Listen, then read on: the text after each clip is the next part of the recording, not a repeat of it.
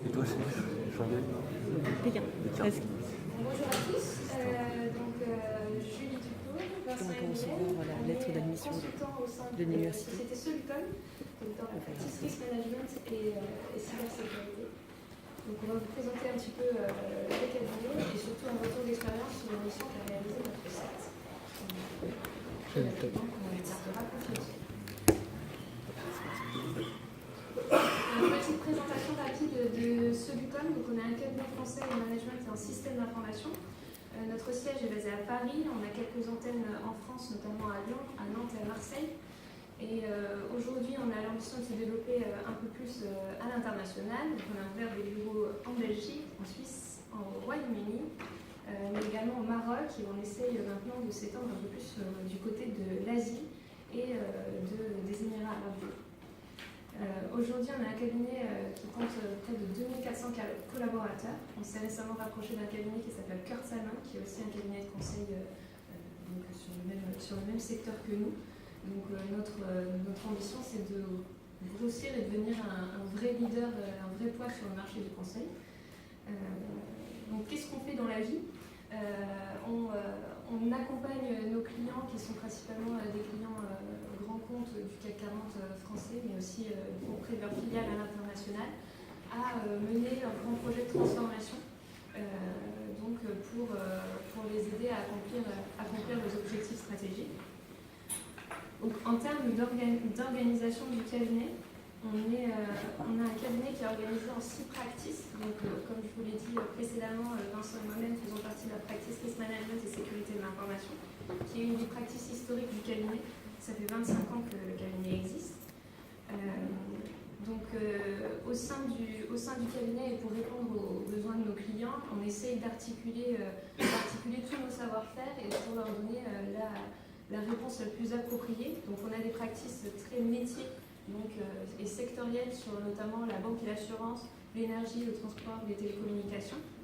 Et également une practice excellence opérationnelle qui est là pour accompagner toutes les fonctions support des entreprises, donc la DSI, la direction financière, la direction des ressources humaines.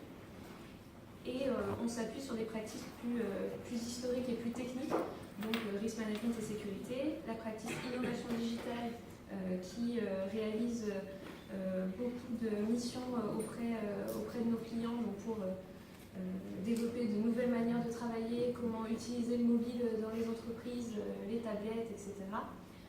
Qui réalise également quelques proof of concept pour nos clients dans une approche un peu test and learn pour vérifier avant de déployer si une solution peut être utile pour eux.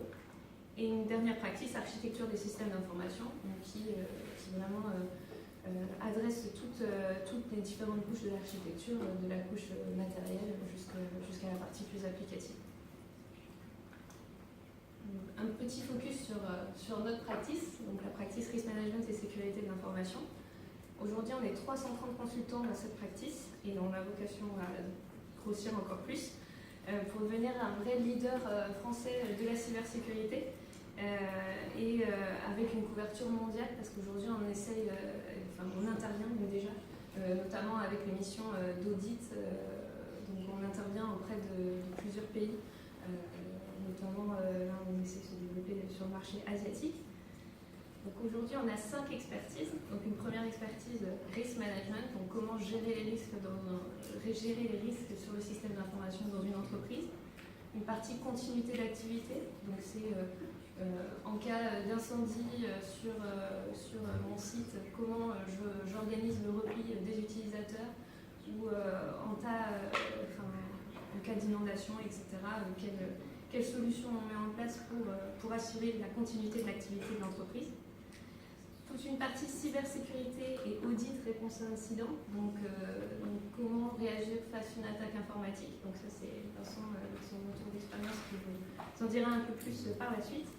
Et toute une partie une expertise identité numérique, donc tout ce qui est lié à l'identity access management, solutions d'authentification forte, je vais y arriver.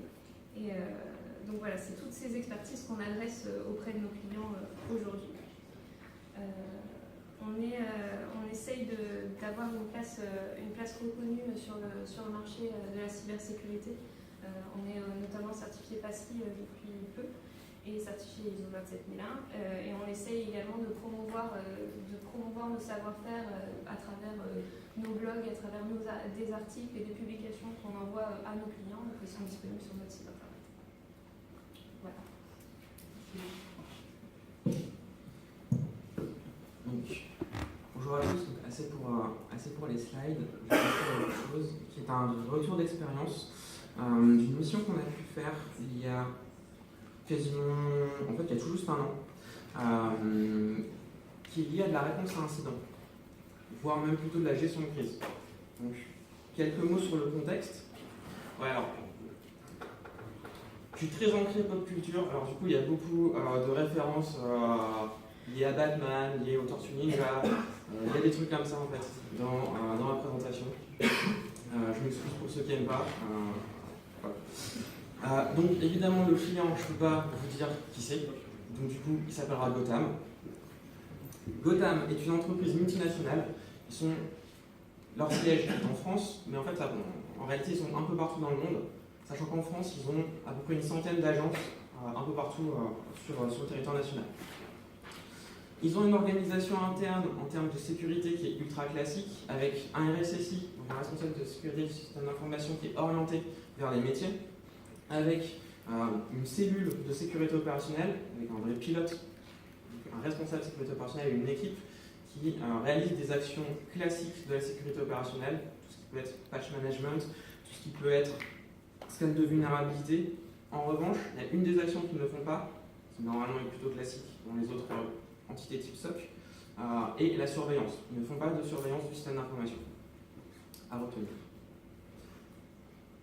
Autre chose, cette entreprise est globalement rodée en termes de gestion de crise.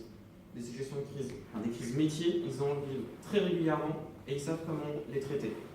Ils ont une organisation dédiée à ça, ils ont différents moyens, typiquement des salles de crise dédiées, des annuaires de crise, tout ce qu'il faut globalement pour pouvoir réussir à gérer une crise métier comme il faut. Et ils ont des processus bien cadrés, bien connus, bien maîtrisés par l'ensemble des acteurs de la gestion de crise. En revanche, ils ne connaissent pas du tout ce qu'est une crise cyber. Donc une crise cyber, c'est une crise issue d'une attaque informatique. En plus de ça, ils ont une très faible maîtrise de leur système d'information. Alors pourquoi ? Parce qu'une grande partie de l'exploitation du SI est externalisée. Donc eux-mêmes n'opèrent que très peu leur propre système d'information. Ils ont quelques référents qui sont identifiés comme étant les sachants sur un périmètre technique, sur une technologie. En revanche, alors déjà ils en ont très peu, mais en plus, ils ne sont pas capables de faire le lien entre la technique et l'activité métier qui est supportée par la technique. D'accord ? Ce sera important également pour la suite. Et enfin, ils ne disposaient pas de différents mécanismes de résilience type Floodgate. Ce type de mécanisme, c'est tout simple, c'est que vous êtes attaqué sur une partie du SI, très bien, vous allez isoler cette partie du SI, mais continuer à assurer une survie du reste des activités métiers portées par le système d'information et par le reste du système d'information. Ça, eux, ils n'en avaient pas. Donc globalement, avec tout ça, on a tous les bons ingrédients qui sont réunis pour passer en crise. Pourquoi ? Parce que pas de surveillance, pas d'outils d'investigation, pas de méthodologie et pas de réflexe en cas d'incident de sécurité. Ils ont assez peu investi en termes de sécurité durant les dernières années. Ils ont une très faible vision sur leur système d'information. Et enfin, le système d'information en lui-même, c'est un petit peu le modèle château fort, donc le modèle historique du système d'information où on essayait de bétonner tout autour du SI, avec des firewalls, etc. Mais en interne, c'était open. Mais en plus, ils ont les inconvénients de l'avantage de l'ouverture du modèle en aéroport. Donc, en fait, leur muraille, elle est complètement ouverte de partout, et en plus en interne, c'est open bar. Donc forcément, un jour, un soir même, un jeudi soir d'avril de l'an dernier, le responsable sécurité de Gotham nous appelle et nous indique qu'ils viennent de détecter ils ont détecté un logiciel suspect qui semble leur voler des données clients. Alors, comment est-ce qu'il a été informé de tout ça ? On nous pose quelques questions, il nous fait la rétrospective. On nous explique qu'il y a déjà 2 mois, donc du coup ça nous amène vers fin janvier, début mars, début février, Gotham commence à déployer un nouvel outil de sécurité sur ses serveurs, sur quelques-uns de ses serveurs. En déployant cet outil, l'outil lui-même lève une alerte sur un logiciel qui est suspect, en tout cas qui n'est pas connu par les équipes informatiques de Gotham. Et du coup, au lieu d'investiguer sur comment est-ce que ce fichier, ce logiciel est arrivé sur ce serveur-là et qu'est-ce qu'il fait, ils ont eu la réaction classique de tous les opérationnels, à savoir ils ont supprimé le fichier. Les mois, les semaines passent, et on arrive à quelques jours avant le coup de fil de notre client, où en fait ils reçoivent de nouvelles alertes identiques sur le même fichier. Cette fois-là, ils ont un bon réflexe, ils vont mandater une entreprise pour effectuer le reverse du fichier, parce qu'ils ne savent pas ce que c'est. Le reverse est effectué, et on se rend compte en fait, ce que réalise ce petit logiciel, c'est qu'il va directement lire dans la mémoire des serveurs, des PC, différentes données, les extraire et les mettre dans un fichier qui va être ensuite chiffré.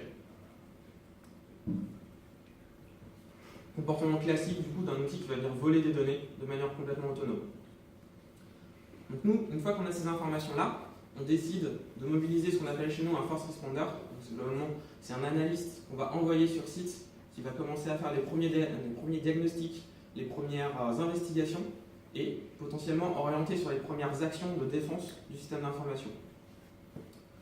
Je vous introduis également le stressomètre. Donc, le stressomètre, c'est ce qui va nous permettre de qualifier un petit peu où on en est dans la crise et un petit peu le comportement, en tout cas ça justifie le comportement que peuvent avoir les personnes, différents individus, qu'ils soient internes ou externes, au moment de la crise.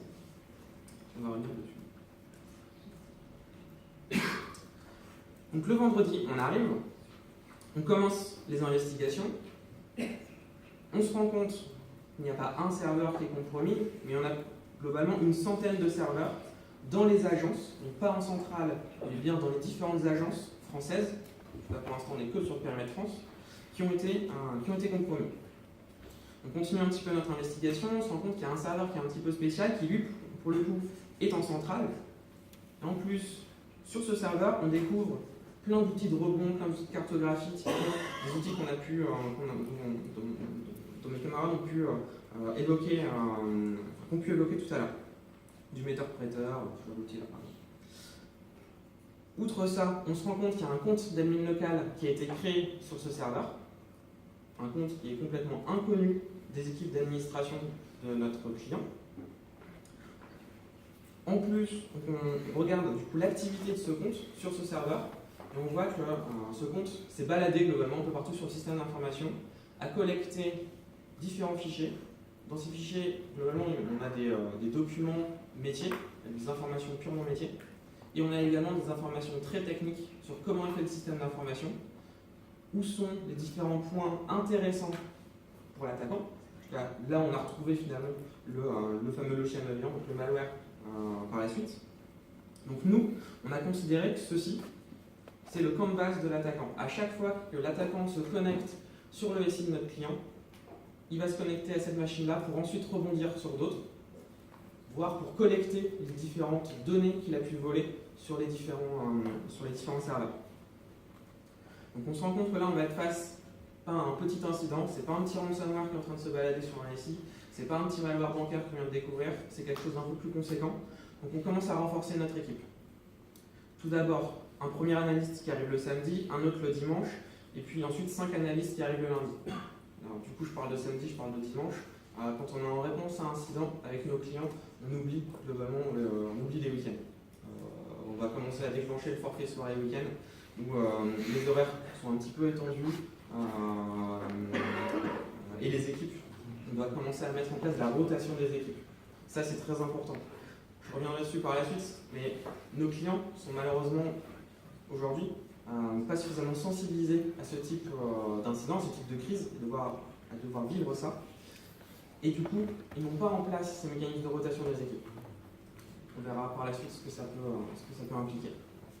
Donc là, évidemment, le niveau de stress commence à monter encore un petit peu plus. Avant de rentrer dans le détail des investigations, évidemment, le temps des premières investigations, on les a faites en même temps que, sur les mêmes sites que les internes du client, forcément. Le problème, c'est que là, on commence à renforcer l'équipe, les équipes d'investigation, plus tard les équipes de défense. Forcément, ça va mettre la puce à l'oreille à tous les collaborateurs internes de Gotham. Donc on explique à notre client qu'on ne peut pas rester au milieu de ces équipes, sur des open space, en train de parler, attention, il y a un attaquant qui est là, il est passé par là, il a fait ça, etc. Il nous a volé telle information, etc. On ne peut pas faire ça. Donc on lui dit, on a besoin d'une salle un petit peu dédiée pour laquelle on va pouvoir mettre nos outils, mettre l'ensemble des ressources dont on va avoir besoin et pouvoir gérer la crise. Donc là, le client est super sympa, il nous fournit un bâtiment complet, en fait, il nous a dédié un bâtiment, pas qu'une salle, mais un bâtiment complet, dans lequel on a pu faire notre gestion de crise. Il a mis à part du coup l'ensemble de ces équipes qui étaient nécessaires pour qu'on puisse gérer la crise. Donc ça représentait une petite vingtaine d'experts de son côté, experts techniques. Par la suite, on a fait monter également des experts métiers pour la préparation du plan de défense, je reviendrai dessus après.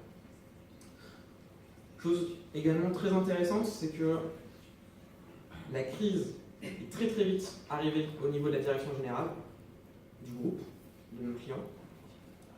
Ce qui fait qu'on avait tous les jours, toutes les demi-journées, on avait des points de synchronisation avec le COMEX globalement de notre client, pour l'informer sur qu'est-ce qu'on a découvert, quelles sont les prochaines orientations, comment est-ce que la crise peut évoluer, etc.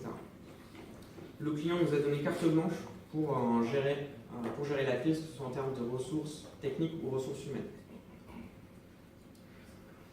Nous, on a profité pour déployer un de nos outils qui s'appelle MI6, pour microsystème d'information sécurisé. Qu'est-ce que c'est qu'MI6? Plutôt à quoi ça sert? Globalement, c'est une machine sur laquelle on va avoir différents services qui sont utiles à de la gestion de crise. Typiquement, il va y avoir un wiki pour consolider toutes les informations qu'on va avoir sur l'attaquant, sur les malwares, sur les machines sur lesquelles il est passé, etc. Ça va nous servir aussi à préparer notre plan de défense, et ça va nous servir également à organiser le plan d'investigation et confier des tâches à différents analystes, à différentes équipes d'investigation. On va avoir un web mail également pour pouvoir échanger, nous coordonner, globalement nous synchroniser sur les différentes actions à mener. Alors pourquoi est-ce qu'on vient avec ce type de machine? Simplement parce qu'on sait que le SI de notre client a été compromis. Potentiellement, la messagerie est compromise, les outils de travail collaboratif sont compromis. Donc vraiment, on ne peut plus avoir confiance dans le système d'information du client. Donc on ne peut pas préparer la défense, ni préparer les investigations sur un SI où l'attaquant peut avoir accès à ces informations. Donc nous avons découpé nos activités en deux. D'une part, le plan d'investigation, d'autre part, le plan de défense. Sur la partie investigation, donc, on recommence nos investigations sur le serveur, enfin on continue nos investigations sur le serveur un peu spécial, là, le fameux plan de base. On y découvre des potentielles traces d'exfiltration. Pourquoi? Parce que le fameux compte d'admin local qui avait été créé sur la machine semble naviguer sur des sites type Dropbox. En plus de ça, du coup, on considère que c'est une machine qui est vraiment très intéressante, donc on va mettre en place de la surveillance de circonstances en mettant quelques petits scripts qu'on développe sur le plan de base pour nous alerter en cas de connexion depuis le compte de l'attaquant sur cette machine. Dès qu'on l'a mis en œuvre, on a eu des alertes. C'est pas parce que l'attaquant était là, c'est simplement parce qu'en fait, les équipes de notre client, absolument pas préparées à faire de l'investigation, utilisaient ce compte-là pour investiguer sur la machine. Donc forcément, là, tout ce qui est prise de preuve, comprendre qu'est-ce que l'attaquant essaie de faire, etc., enfin, on se retrouve avec plein d'informations qui sont complètement inutilisables, parce que utilisées à mauvais escient.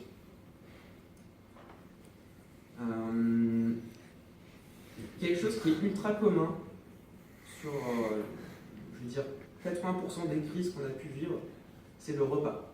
Je ne sais pas pourquoi, mais nos clients, à partir du moment où ils sont en crise, le seul truc qu'ils sont capables de nous fournir à manger, c'est des pizzas ou des sushis. C'est affolant.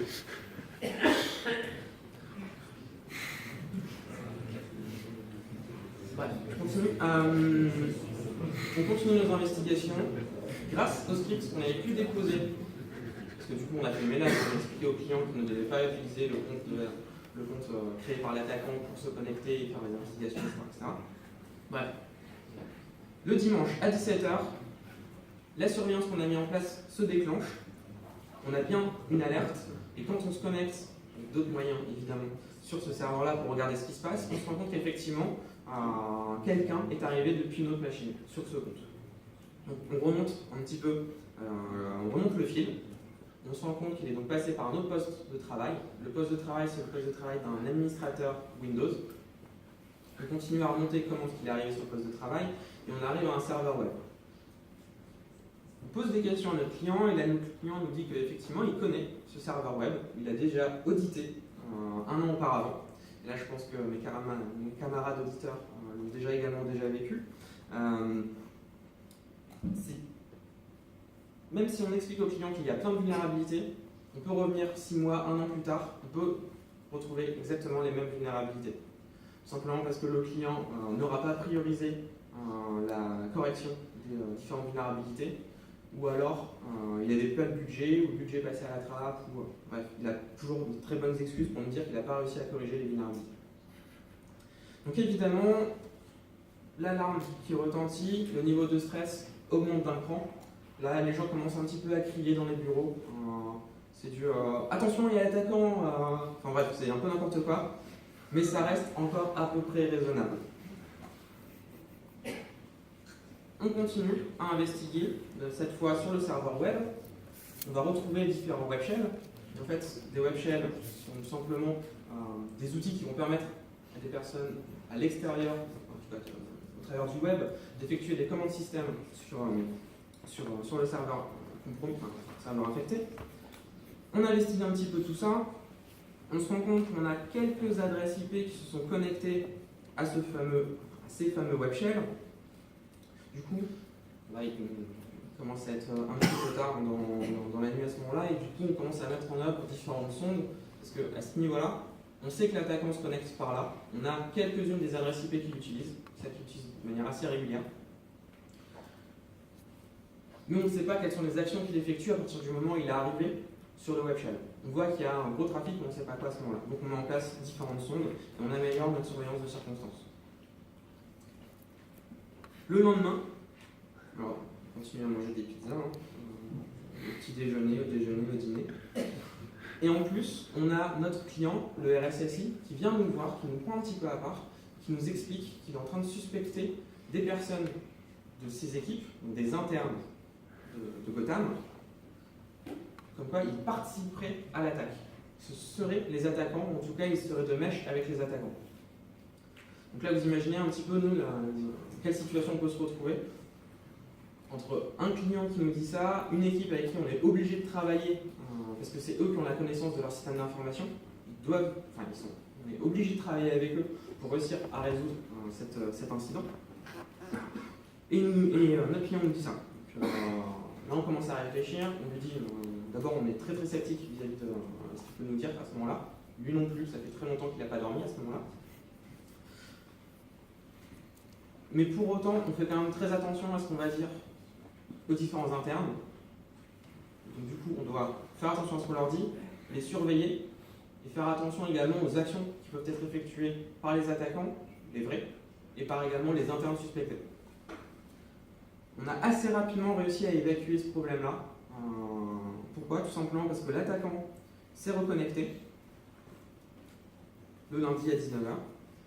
Et en fait, toutes les informations qu'on avait pu faire passer à droite à gauche au niveau des internes, on a réussi à vraiment tout éliminer. Et on sait que les internes n'étaient absolument pas des suspects potentiels. Donc, lundi 19 h, l'attaquant se connecte à nouveau. Et alors là, le niveau de stress, il est au maximum. Et là, je peux vous dire que les gens qui n'ont pas dormi depuis un petit bout de temps, au moins depuis vendredi, il y en a qui n'ont vraiment pas dormi, et il commence à devenir fou. Il y en a un qui s'est levé de sa chaise, il a crié l'attaquant il se connecte, l'attaquant il se connecte. Il commence à taper contre le mur, d'abord avec sa main et puis ensuite avec sa tête. Et du coup, on est allé voir notre client, on lui a dit c'est bien que tes équipes soient super impliquées, super investies sur la gestion de crise, etc. Mais ce serait bien qu'ils dorment un petit peu. Et donc après ça, il y en a quelques-uns qui sont allés dormir et du coup on s'est retrouvé à très peu être présent sur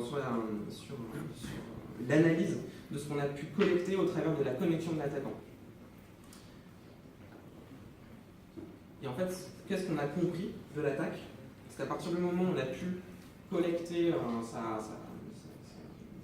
ce que faisait l'attaquant, on s'est rendu compte qu'en fait, la première étape, donc la plus classique, c'est il se connecte depuis Internet sur un serveur web, le serveur web qu'il avait compromis au préalable.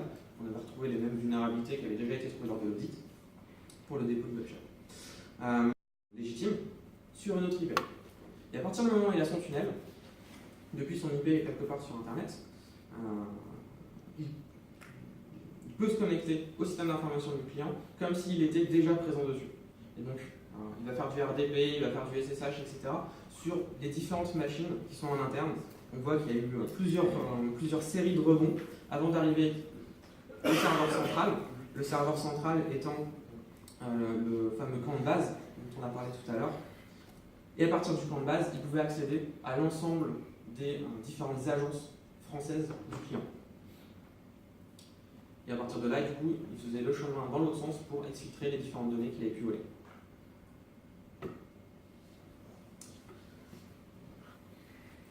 À côté des investigations, on a dû construire également ce qu'on appelle le plan de défense. Le plan de défense, c'est tout simplement un grand plan d'action qui va nous servir à nous défendre, le système d'information et les activités métiers de notre client. Pour ça, on a renforcé encore une fois l'équipe de gestion de crise avec 3 nouveaux consultants qui sont arrivés. Les premières étapes qui ont été effectuées, ça a été tout d'abord rencontrer l'équipe d'investigation pour comprendre ce qu'on avait trouvé, pour comprendre qui est l'attaquant, jusqu'où il était allé, quels sont les outils qu'il utilise, bref, vraiment avoir une vision d'ensemble de l'attaque. Ce qui nous a également aidé, côté investigation, à prendre un pas de recul sur l'attaque et sur les motivations de l'attaquant, sur ses moyens. En plus de ça, l'équipe de défense est allée voir les différents métiers de notre client pour comprendre quels pouvaient être les impacts vis-à-vis du vol des données, vis-à-vis de la compromission des différents serveurs de la part de l'attaquant. Suite à ça, du coup, on a défini notre stratégie de défense en 3 grandes étapes: les mesures court terme, les mesures moyen terme et les mesures long terme. À court terme, qu'est-ce que c'est? C'est tout ce qui va être lié au blocage de l'attaquant, éviter qu'il puisse revenir depuis les portes connues sur le système d'information. C'est des mesures très quick win pour repousser l'attaquant et globalement le piquer du SI. Les mesures numéro 2, donc les mesures de sécurisation un peu plus globales, sont les mesures à fort retour sur investissement d'un point de vue sécurité. Donc, on veut aller assez vite, on veut élever le niveau de sécurité très rapidement. Et enfin, les mesures de sécurisation renforcées sont les mesures les plus compliquées à mettre en œuvre. C'est ce qui va impliquer de la reconstruction de parties du système d'information, voire potentiellement des actifs les plus critiques du système d'information. Et là, pour le coup, notre client a dû reconstruire son Active Directory. Donc, c'est globalement l'actif technique cœur au sein d'un système d'information qui offre l'ensemble des accès sur l'ensemble des applications, sur l'ensemble des systèmes d'un système d'information. Donc reconstruire son AD, c'est super coûteux et c'est super impactant, évidemment, parce que ça devient visible de l'ensemble des collaborateurs. Donc pendant la préparation du plan de défense, on s'est posé la question de qu'est-ce qui va pouvoir se passer à partir du moment où on va appliquer notre défense. Et là, on a réfléchi à 3 scénarios. Le premier, c'est le plus classique. L'attaquant est repoussé du système d'information. On a fermé l'ensemble des portes qu'il utilisait. Du coup, on est tranquille. On va pouvoir commencer à travailler tranquillement sur l'amélioration du niveau de sécurité.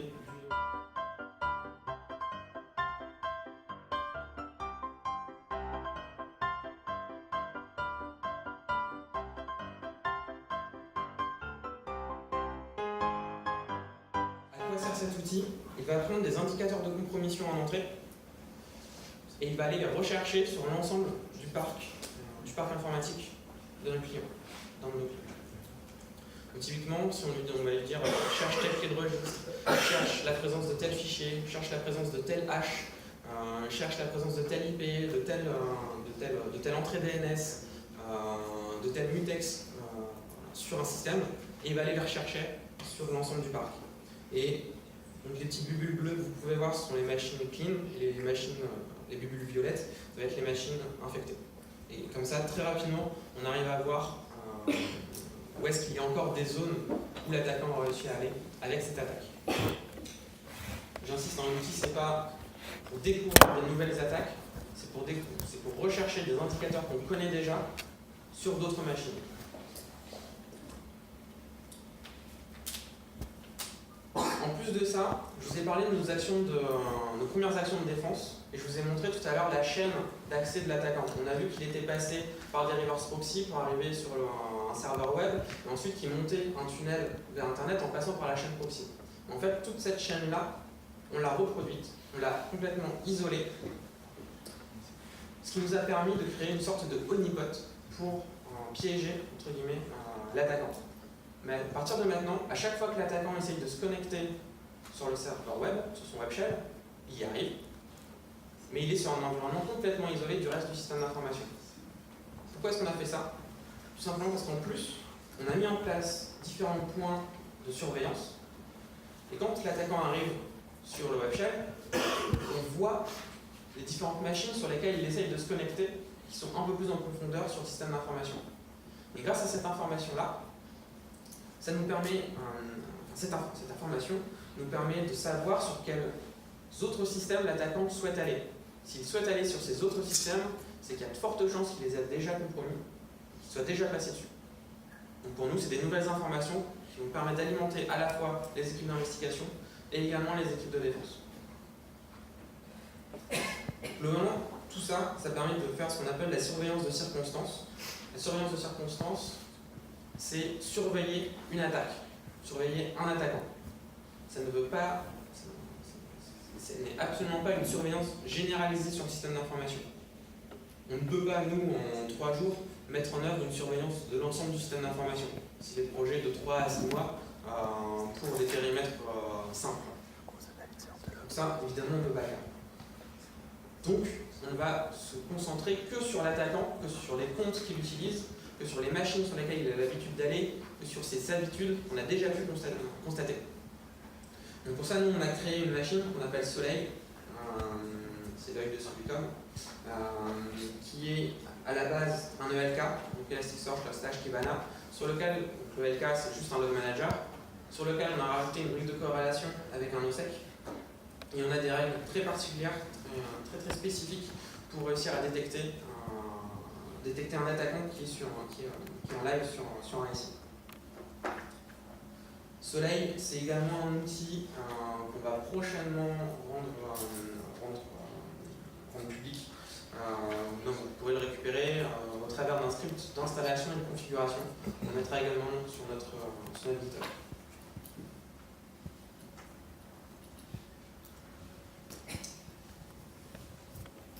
Grâce à tout ça, on a pu tirer différents enseignements. Tout d'abord, on a eu des points forts dans la gestion de crise. Les points forts ont tout d'abord été la compréhension et la mobilisation de la direction générale et des différents métiers. Donc ça, pour nous, c'était vraiment très important parce que grâce à ça, on a eu carte blanche pour faire vraiment tout ce qu'on voulait sur les investigations et également pour préparer la défense. On ne regarde pas les coûts, on ne regarde pas la nécessité des ressources humaines, etc.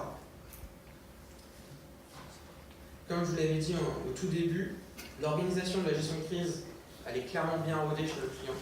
C'est pas pour rien justement que la DG a été rapidement impliquée. Et par contre, ils étaient vraiment tout nouveaux sur la partie cyber. On a vu que ce soit au niveau de la DG ou au niveau des opérationnels, ils n'ont absolument pas les bons réflexes, que ce soit en investigation, que ce soit en communication, que ce soit sur le volet juridique, ils ne savaient absolument pas quoi faire. Ni quelles autorités contacter, etc. On a eu des points un peu plus compliqués, Tout d'abord, une perte d'efficacité pendant la crise. Pourquoi? Je vous l'ai dit, la difficulté à faire tourner les équipes. Ça, c'était vraiment un élément qui était très important, qui nous a causé beaucoup de tort durant la gestion de crise, parce que les équipes internes voulaient absolument rester, voulaient aider. On a eu plusieurs fois la remarque de certains internes, c'est mon entreprise qui est attaquée, je veux participer, je veux porter les actions, etc. Sauf que les mecs, ça faisait 24 heures qu'ils n'avaient pas dormi, et du coup, les actions qu'ils pouvaient porter, ils ne savaient pas les porter en fait, ils ne savaient plus traiter. En plus de ça, il y a eu quelques personnes qui sont normalement connues comme étant des experts qui étaient en congé pendant cette période-là, donc du coup, ils n'avaient aucun backup, et c'était ultra compliqué du coup de réussir à chercher des informations sur ce périmètre-là, sur ces périmètres-là, sachant qu'il n'y avait aucun sachant côté client. Il n'avait aucun outil de gestion de crise de confiance. Donc, typiquement, c'est l'équivalent du MI6 dont je vous ai parlé tout à l'heure. Il n'en avait pas, donc il a fallu qu'on en vienne avec le nôtre, qu'on le déploie. Évidemment, un client qui a déjà ce type d'outil-là, ça ira beaucoup plus vite pour faire la réponse à un incident. Et enfin, l'absence de traces et des capacités d'investigation simples. Je vous l'ai dit, ils ont utilisé des comptes qu'il ne fallait pas pour faire des investigations. Ils n'avaient aucun outil. C'est pour ça que nous, on est venu avec les nôtres, type certitude, type soleil, etc. Ils n'avaient vraiment aucun outil pour nous permettre de faire une réponse à un incident correct. Et on a rencontré des difficultés majeures pendant la crise également. Tout d'abord, la vision globale du SI, clairement insuffisante de la part du client. On a vraiment galéré à avoir des informations techniques, mais également des informations qui faisaient le lien entre la technique et l'activité métier. On ne pouvait pas utiliser les différents backups parce que, comme toute bonne grosse attaque, l'attaquant était là finalement depuis très longtemps. Le très longtemps, c'est remonté à globalement août de l'année d'avant. Donc on est quasiment dans la moyenne des 220-240 jours classiques entre l'intrusion initiale et la détection par les équipes clients. Enfin, une incapacité à isoler les applications métiers critiques. Tout ça, ils avaient, comme je vous l'ai dit, n'y pas du tout pensé. Et également, incapacité à utiliser les systèmes de secours, parce que ceux-ci pouvaient également être compromis depuis déjà un bon moment. Du coup, qu'est-ce que ça veut dire de mieux se préparer à de la gestion de crise? Ça veut dire tout d'abord être capable d'identifier qu'on a une crise cyber. Du coup, ça veut dire également mieux qualifier une crise cyber. Nos clients, ils ont tous ce type de grille-là pour tout ce qui est analyse de risque. Ça, c'est ultra classique, c'est ultra commun. Ils ont des grilles d'impact également pour tout ce qui est incident de production.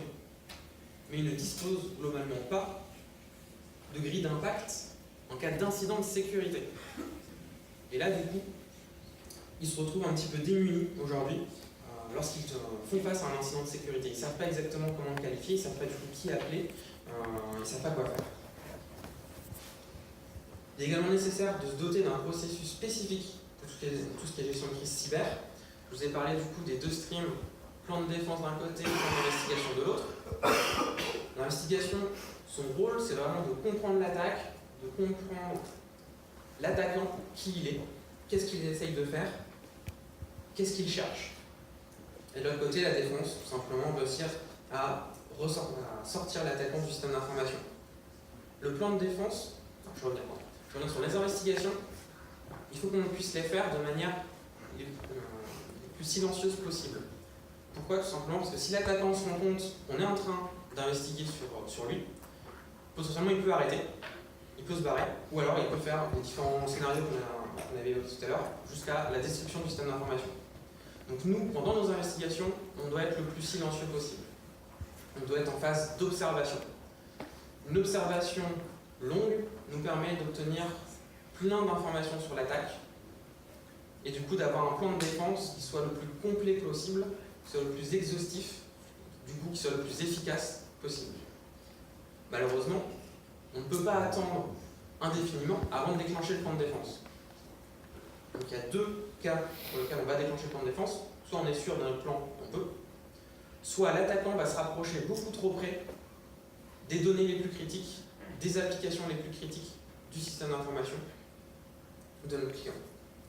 Et donc, il faut qu'on soit capable de déclencher le plan de défense globalement à n'importe quel moment, même si le plan de défense n'est pas prêt. Et enfin, ne jamais oublier également tout ce qui est lié à la surveillance. C'est pas parce qu'on a appliqué des mesures de sécurité que l'attaquant ne peut pas revenir. C'est potentiellement créer une porte, une fenêtre quelque part, et donc il peut revenir, il faut surveiller le système d'information. Se préparer à gérer une crise, c'est également savoir à qui on doit notifier l'incident, qui on doit informer, à qui on doit demander de l'aide. Ça, c'est pour globalement à peu près tous les clients. C'est également savoir comment est-ce qu'on communique, à la fois en interne, à la fois en externe, quels sont les messages qu'on va diffuser. Et c'est également partager les différents indicateurs qu'on va pouvoir découvrir avec les autres équipes de réponse à incident un peu partout dans le monde. L'intérêt aujourd'hui des CERT, c'est de faire ce lien un peu partout dans le monde en expliquant, ben voilà, moi j'ai traité telle attaque, évidemment je ne donne pas le nom de mon client, mais je vais vous donner toutes les informations que j'ai trouvées durant mon attaque. J'ai trouvé que c'était tel attaquant qui utilisait tel outil de telle manière pour voler tel type d'informations. Je le diffuse à tout le monde, et comme ça tout le monde peut faire sa recherche sur son propre récit pour essayer de découvrir si l'attaquant est aussi passé chez eux. Et pour pouvoir réussir à augmenter le niveau de sécurité de l'ensemble des entreprises dans le monde, on est obligé de passer par là, c'est du partage d'informations.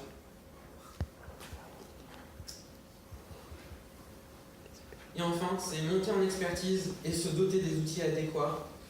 Tout d'abord, avoir des postes de travail, avoir des ressources qui vous permettent de faire une gestion de crise dans un environnement sain, d'avoir des vrais postes de travail dédiés à faire de l'investigation, d'avoir des comptes dédiés aux actions d'investigation. Ça va être de développer du coup des compétences en investigation sur les méthodologies de réponse à incident. Quand on parle de diamant de modèle, quand on parle de méthodologie de réponse à incident, tout ça c'est quelque chose que les internes aujourd'hui ne connaissent pas, ils ne savent pas du tout ce que c'est. Et du coup, il faut leur inculquer ces méthodologies. C'est d'être capable d'identifier des indicateurs de compromission sur son système d'information. Donc, typiquement, c'est l'outil certitude dont je vous ai parlé. Évidemment, il y en a qui sont commerciaux. Ça peut se doter des outils adéquats, ça peut passer par là. C'est également utiliser la threat intelligence. C'est globalement tout ce qui est lié au renseignement sur les menaces. Je sais traduire. Les informations dont je vous parlais tout à l'heure, du partage des indicateurs de compromission, cette notion de partage, c'est ce qu'on va appeler également la threat intelligence. C'est donner des informations à tout le monde pour pouvoir faire cette recherche. Et donc il faut qu'on soit en capacité de réceptionner la threat intelligence et de la décliner dans notre système d'information. Et enfin, lorsqu'on déploie des plans de défense, il faut réfléchir également à la défense active. La défense active, typiquement, un honeypot, ça va être de la défense active. La défense active, ça va être également renvoyer des fausses informations à l'attaquant quand il est dans sa phase de cartographie. C'est plein de petites actions de lutte informatique défensive. Pour finir, faire face à une crise cyber, c'est se mobiliser à tous les niveaux, avoir des process, des équipes formées et les bons outils, et également se tester régulièrement. Est-ce que vous avez des questions ?